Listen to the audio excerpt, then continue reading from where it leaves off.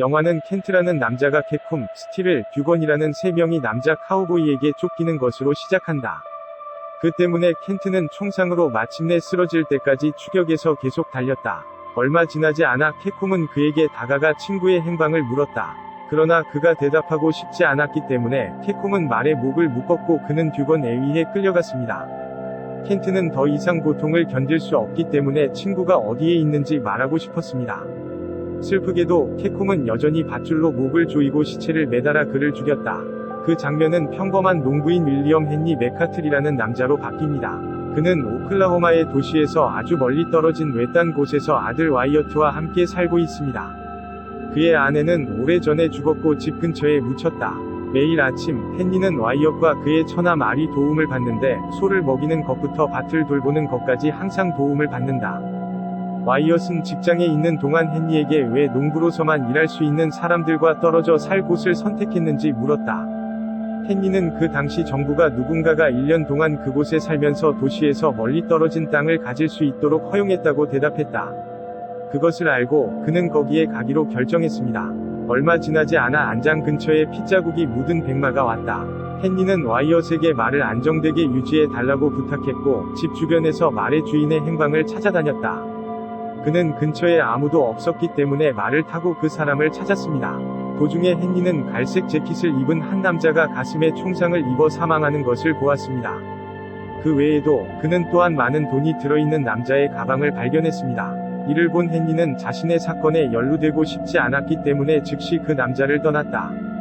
그러나 도중에 그는 마음을 바꿔 말을 다시 그 남자에게로 돌렸다. 헨리는 그것을 견딜 수 없었고 그 사람이 여전히 구원받을 수 있다고 생각했기 때문에 그 남자와 그의 소지품을 집으로 데려갔습니다. 그런 다음 아무도 의심하지 않도록 그곳에서 흔적을 지웠다. 집에 도착하자마자 와이엇은 헨리가 치료를 위해 그 남자를 집으로 옮기는 것을 도왔다. 와이어트는 그 남자가 폭도나 범죄자가 될 수 있다고 추측했지만 헨리는 그 남자가 깨어날 때까지 추측하지 말라고 요청했다. 그 후 헨리는 그 남자의 귀중품을 비밀 장소에 넣었고 와이어트는 그것을 보았다. 다음 날 헨리는 의식이 없는 사람의 시신을 침대에 묶었다.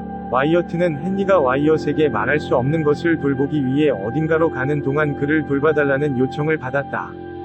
아버지가 떠난 후 와이어트는 아버지가 어젯밤 그 물건을 보관하기 위해 사용했던 비밀 장소를 즉시 열었습니다.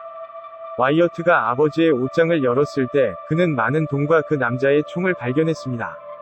그는 총을 가져다가 집 밖에서 쏘려고 했다. 동시에 그 남자는 어린 시절에 대한 꿈을 꾸었습니다. 그는 총에 맞아 죽은 범죄자를 보았습니다. 잠시 후 헨리는 단서를 찾아 그 남자의 총격 사건 현장으로 갔다. 그러나 멀리서 헨리는 카우보이 3명이 그 장소를 확인하는 것을 보았습니다. 그는 즉시 말을 나무에 묶어 비밀리에 따라갔습니다. 스티렐은 어제 자신이 죽인 사람에게 흔적을 제거하는 데 능숙한 사람에 의해 데려왔다고 말했다. 얼마 지나지 않아 스티렐은 덤불 뒤에서 한 목소리를 들었다. 그는 새 친구에게 그 목소리를 알아보라고 말했다. 그 때문에 헨리는 총을 쏘아 주위를 분산시키고 도망친다. 마당에서 와이엇은 그 남자의 총을 사용하여 병을 쏘는 연습을 하고 있었다. 병을 성공적으로 쏘아 올린 후 그는 총을 아버지의 찬장으로 돌려보냈습니다. 와이어트가 아버지의 찬장 서랍을 열었을 때 그는 총알과 여러 개의 신문이 들어있는 총이 들어있는 큰 상자를 발견했습니다. 얼마 지나지 않아 그는 그 남자의 방에서 한 목소리를 들었다. 그는 즉시 아버지의 물건을 정리한 다음 그 남자의 상태를 보러 갔다.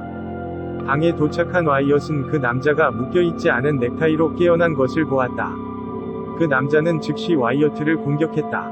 운 좋게도 헨리가 와서 쫓겨나 죽을 때까지 그 남자를 때렸다. 그 후 그는 그를 의자에 묶는다. 헨리는 그에게 향유한 병을 주면서 그를 깨우려 한다. 그 남자가 의식을 되찾는 후 헨리는 자신의 정체성에 대해 묻는 동안 칼을 사용하여 몸에서 총알을 제거하려고 했습니다. 그 남자는 자신이 경찰관이라고 주장했지만 돈에 대해 물었을 때 더 많은 대답을 거부했습니다. 얼마 지나지 않아 헨리는 카우보이 3마리가 자기 집에 접근하는 것을 보았습니다. 헨리는 와이엇에게 총을 들고 그들을 만나러 나올 때 창문에서 멀리 떨어져 있으라고 말했다. 집 밖에서 캡콤은 그들이 카레라는 큰 도망자를 찾는 나무 카운티 보안관이라고 고백했다. 그러나 헨리는 진실을 몰랐기 때문에 아무 말도 하지 않았습니다. 그는 자신의 아내가 10년 전에 오래전에 사망한 동안 혼자 살았다는 것을 인정합니다. 캡콤은 아내의 묘비에 메카트리의 이름이 있는 것을 보았다. 그는 또한 헨리가 메카트리의 이름을 가진 애리조나 출신의 고대 범죄자와 형제 관계가 있는지 물었다. 헨리는 모든 형제들이 죽었기 때문에 홀로 남겨졌다고 인정했다. 떠나기 전에 캡콤은 그가 위험한 범죄자이기 때문에 카레를 조심하라고 상기시킨다. 헨리가 카레의 총을 가져갔을 때 그는 총알이 없는 총이 비어있는 것을 발견했다. 그는 와이어트가 비밀리에 총을 사용했다는 것을 알고 있었습니다. 이 사실을 알고 그는 아들이 총이나 칼과 같은 무기를 들고 싶지 않았기 때문에 매우 화가 나서 와이어트를 때렸다.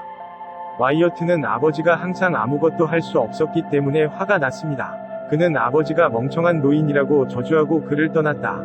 한편 커리는 헨리에게 그 새 카우보이가 아담 익스프레스 열차를 강탈한 강도들의 무리라고 말했다. 그 당시 그와 켄트는 그들을 쫓아 그들의 갱단 구성원 중 2명을 죽일 수 있었습니다.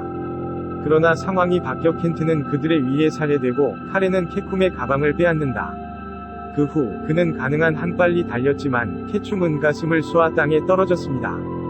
그 말을 듣고 헨리는 왜 돈이 들어있는 가방을 우드 카운티 경찰에게 즉시 넘겨주지 않았냐고 물었지만 대답하고 싶지 않았습니다. 한편 뷰거는 실제로 카레가 헨리의 집 안에 있다는 것을 알게 된다.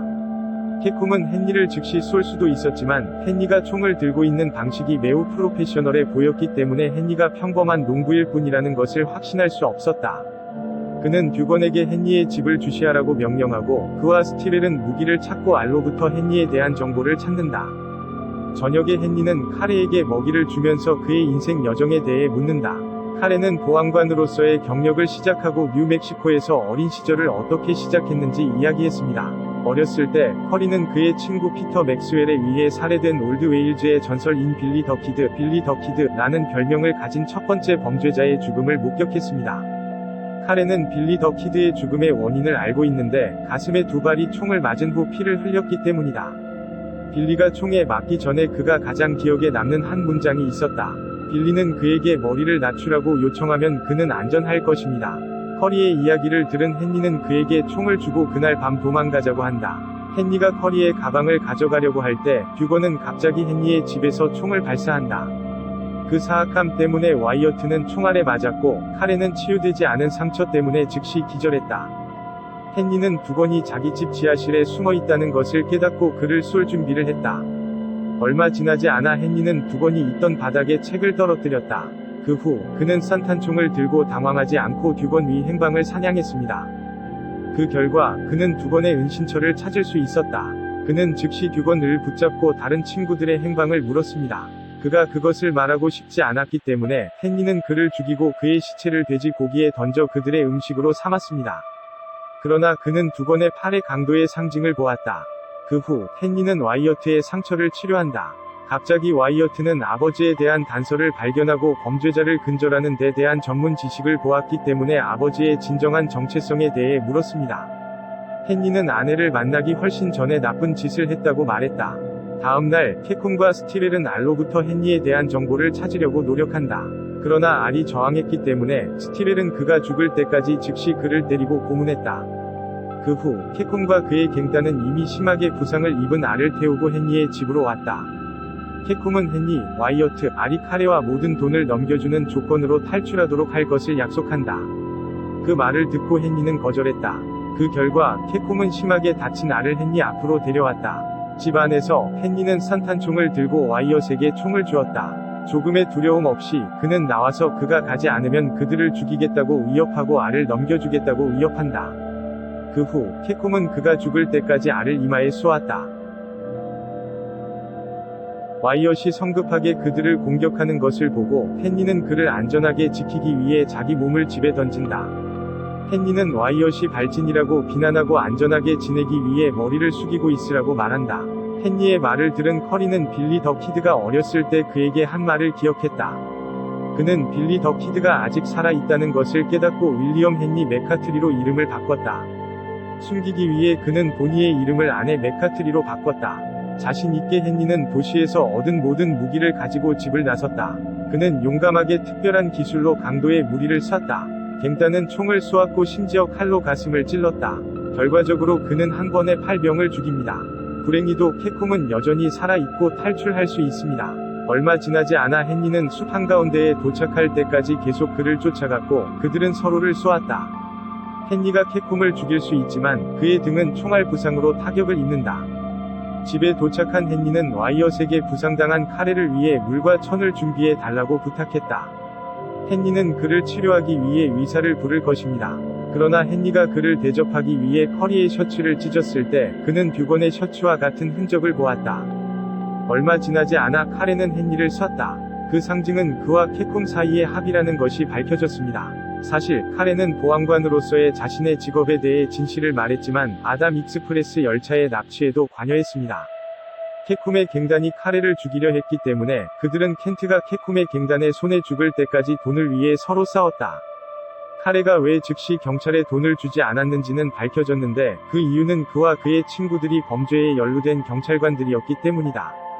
한편 카레는 헨리가 그를 구해준 것에 대해서도 감사하지만 전설 빌리 더 키드를 죽일 순간을 잃고 싶지는 않다. 그가 헨리를 다시 쏘려고 할 때 운이 좋은 와이어트는 이미 아버지의 산탄총으로 그를 쐈다. 그 후 와이어트는 그의 몸에 총알 3발이 박혀 있었기 때문에 점점 약해지고 있던 아버지에게 다가갔다. 헨리는 그의 사망 소식이 퍼진 후 자신의 진정한 정체성에 대해 알게 될 것이라고 조언했다. 헨리는 인생이 끝날 때까지 동행하기를 원하는 와이어트와 같은 아들을 갖게 되어 고맙다고 느낍니다. 그는 또한 와이어트가 자신의 길을 찾을 수 있기를 희망합니다.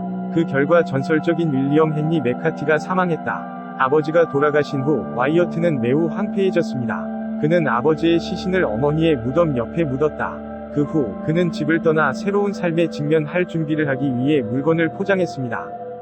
영화는 끝난다. 이 영화에서 배울 수 있는 도덕은 당신을 파괴할 사람이 될 수 있기 때문에 당신이 돕는 사람들을 조심하는 것입니다.